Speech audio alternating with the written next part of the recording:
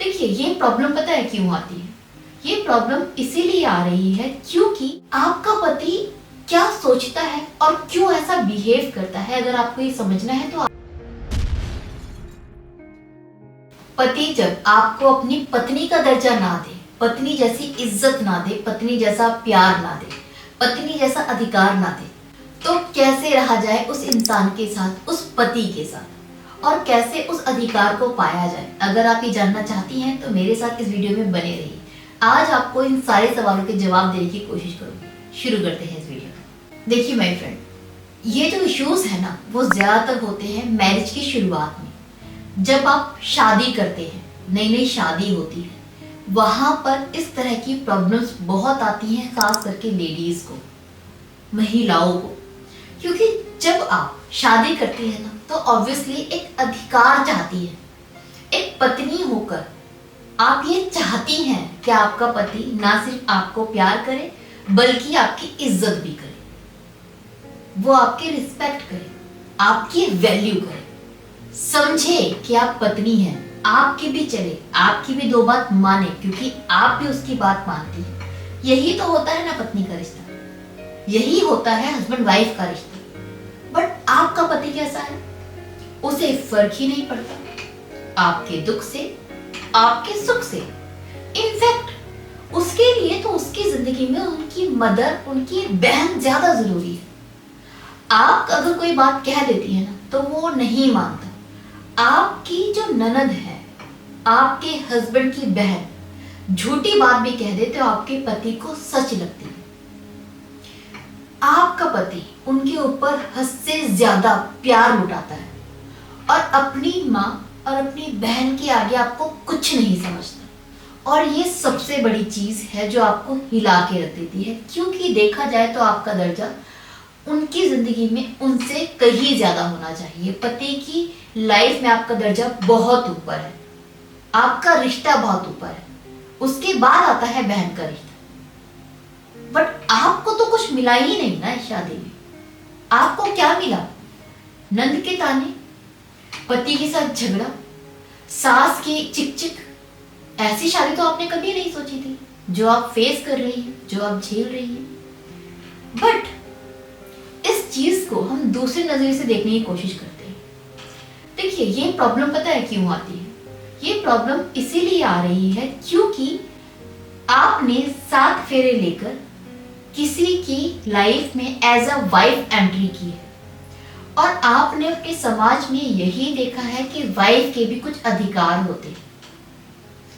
अधिकार होते हैं, एक रिश्ता होता है जहां पर पति भी अपनी पत्नी की इज्जत करता है, बात मानता है, सुनता है, केयर करता है। वो सब चीजें आपकी जिंदगी से मिसिंग है। शादी करते आकर ही जब आपने देखा कि आपकी तो कोई वैल्यू नहीं है, तो आप बौखला गई। आपने देखा कि आपकी नंद ने 2 बातें कह दी, आपका पति आप पे चिल्ला पड़ा, बिना आपसे पूछे कि वो सच है या झूठ है। तो आप समझ नहीं पाए कि हो क्या रहा है। आपको लगा कि कितना गलत है, जो कि सही लगा। बट इस चीज को आप अदर नजरिए से देखिए। हम कुछ और तरीके से इस चीज को देखने की कोशिश करते हैं। एक बार के लिए आप ये भूल जाइए कि आप वाइफ हैं। इस रिश्ते को आप इस तरीके से समझिए कि एक आदमी की जिंदगी में आप सिर्फ कुछ महीने पहले ही जुड़ी हैं, और बाकी जो परिवार है ना, वो उस इंसान के साथ में तब से है जब से वो पैदा हुआ था। तो आपके साथ जो रिश्ता है वो कुछ दिन और कुछ महीने का है। अपनी बहन, अपनी मदर, अपनी फैमिली के साथ जो रिश्ता है वो इतना पुराना है जितनी पुरानी उसकी एज। 25 साल का रिश्ता है, 26 साल का, 30 साल का रिश्ता है अपनी बहन के साथ, अपनी मदर के साथ। और कहते हैं ना, प्यार जो होता है वो वक्त के साथ में बढ़ता है। तो अगर हम 2 लोगों का प्यार देखें तो कौन सा प्यार गहरा होगा? वो जो 6 महीने पुराना है या फिर वो जो 30 साल पुराना है? ऑब्वियसली जो रिश्ता हम बचपन से जीते आए हैं, हमारा उससे गहरा लगाव है, गहरा प्यार है। वो रिश्ते हमारी जिंदगी के सबसे जरूरी रिश्ते हैं। अब आप जिसकी शादी अभी 6 मंथ पहले ही हुई है, आप कंपीट कर रही हैं उन लोगों से, आप अपने आप को कंपेयर कर रही हैं उसकी फैमिली से। क्योंकि आपकी जगह पर आप खड़े होकर देखिए तो आपको क्या फील आ रहा है कि जैसे मदर और सिस्टर इसकी फैमिली है, वैसे मैं भी इसकी फैमिली हूँ। बट ये इंसान उसे फैमिली समझता है, मुझे नहीं समझता। आपका पॉइंट ऑफ व्यू ये है। जब तक आप इस नजरिए से इस रिश्ते को देखेंगी, जब तक आप अपना अधिकार मांगेंगी, जब तक आप अपने आप को कंपेयर करेंगी और सोचेंगी मैं वाइफ हूं, मुझे इस चीज का अधिकार मिलना चाहिए, तब तक ये रिश्ता ठीक नहीं हो पाएगा।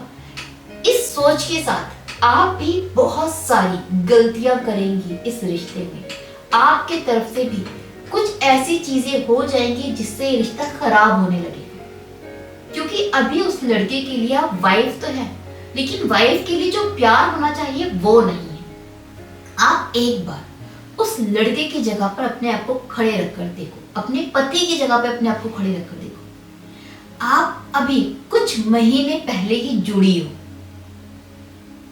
अब हफ्ते भर पहले या फिर महीने भर पहले एक लड़की मेरी जिंदगी में आई है वाइफ की तरह, और ऑन द अदर हैंड एक मेरी माँ है जिसको मैं इस दुनिया में सबसे ज्यादा प्यार करता हूँ।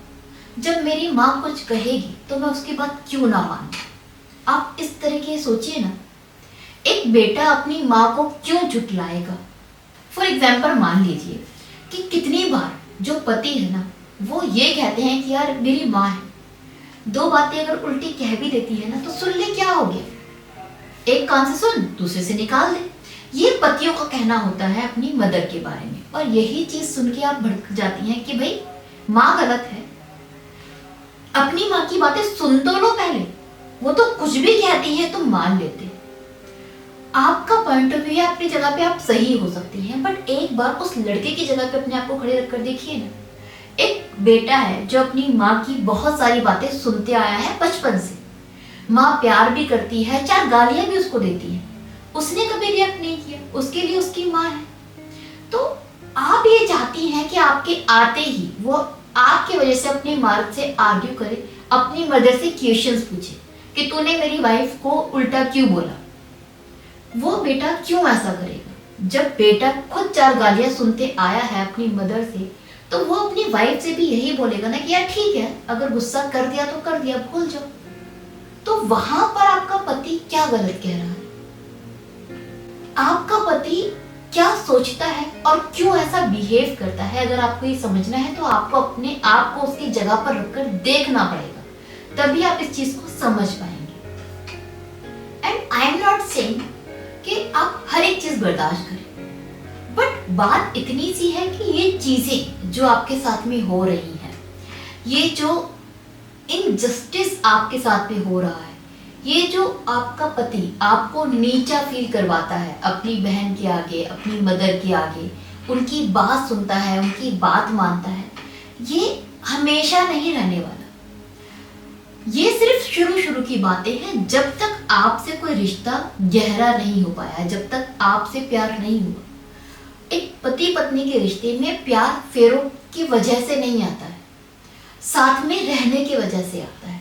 जैसे जैसे आप वक्त बिताएंगी ना, जैसे जैसे साथ में रहेंगी, वैसे वैसे आप लोगों का प्यार गहरा होगा। और जब आपसे भी 1-2 सालों में एक रिश्ता कायम हो जाएगा आपके पति का ना, जब आपके पति को लगेगा कि ये बाहर की औरत नहीं है, ये मेरी पत्नी है, ये पत्नी वाली जो इज्जत है, जो रिस्पेक्ट है, वो दिल से निकल के आएगी, तब वो मुकाम आपका हासिल हो पाएगा जहां पर अगर आपके बारे में कोई इंसान, चाहे वो फैमिली मेंबर है, 4 बुरी बातें करे और आपके पति को बुरा लग जाए कि भाई मेरी वाइफ के बारे में इतना गंदा मत बोलो, वहां पर जाके आपका पति आपका स्टैंड लेना शुरू करेगा। लेकिन वो स्टैंड लेने के लिए पहले आपको अपनी जगह बनानी होगी। अभी आपकी कोई जगह है ही नहीं। इस चीज को सिंपली आप ऐसे ही समझ सकते हैं कि हम अपनों को समझते हैं और अपनों के लिए खड़े होते हैं। हम उनके लिए स्टैंड लेते हैं जिनको हम प्यार करते हैं। अभी आपका आपके पति के साथ रिश्ता बंधा है, उस रिश्ते में अभी प्यार नहीं है, अंडरस्टैंडिंग नहीं है, लगाव नहीं है। और जब तक ये सब चीजें नहीं है, तब तक आपका पति आपका स्टैंड नहीं ले पाएगा, क्योंकि उसके अंदर वो फील है ही नहीं।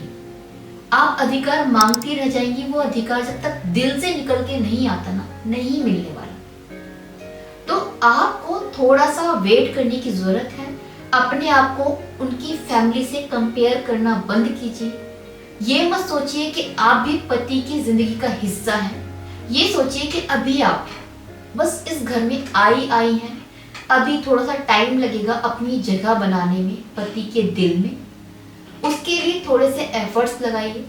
जैसे जैसे आपका रिश्ता बनता जाएगा वैसे वैसे आपका पति आपको प्यार करेगा, समझेगा और फिर आपके लिए स्टैंड भी लेगा। अधिकार सिर्फ फेरे लेने से नहीं बनते, अधिकार प्यार से बनते हैं। सो थोड़ा सा इंतजार, थोड़ा सा मेच्योरिटी, थोड़ा सा पेशेंस जरूरी है एक नए रिश्ते में आफ्टर मैरिज। अपने पति से अधिकार मांगने की जगह उसको प्यार और अधिकार दीजिए अपनी जिंदगी में, और थोड़ा सा समय दीजिए। अपने आप ही आपको वो सारे अधिकार मिलने लग जाएंगे जिसके लिए आप इतने ज्यादा बेचैन हैं। बट वो चीजों के लिए थोड़ा सा टाइम आपको देना ही पड़ेगा, अपने पति को, अपने पार्टनर को, अपनी फैमिली को। So have patience. इसके साथ ही अगर स्टिल आपकी लाइफ में कोई प्रॉब्लम है, हस्बैंड के साथ कोई इश्यूज हैं जिसको आप मैनेज नहीं कर पा रही हैं, समझ नहीं पा रही हैं, सॉल्यूशन चाहती हैं, तो आप मुझसे कंसल्ट कर सकती हैं नीचे दिए गए व्हाट्सएप नंबर पर अपनी कॉल बुक करके, जिसके मिनिमम से चार्जेस आपसे लिए जाएंगे। नाउ मुझे विदा दीजिए। अपना ख्याल रखिए, अपना ख्याल रखिए। Bye bye, take care.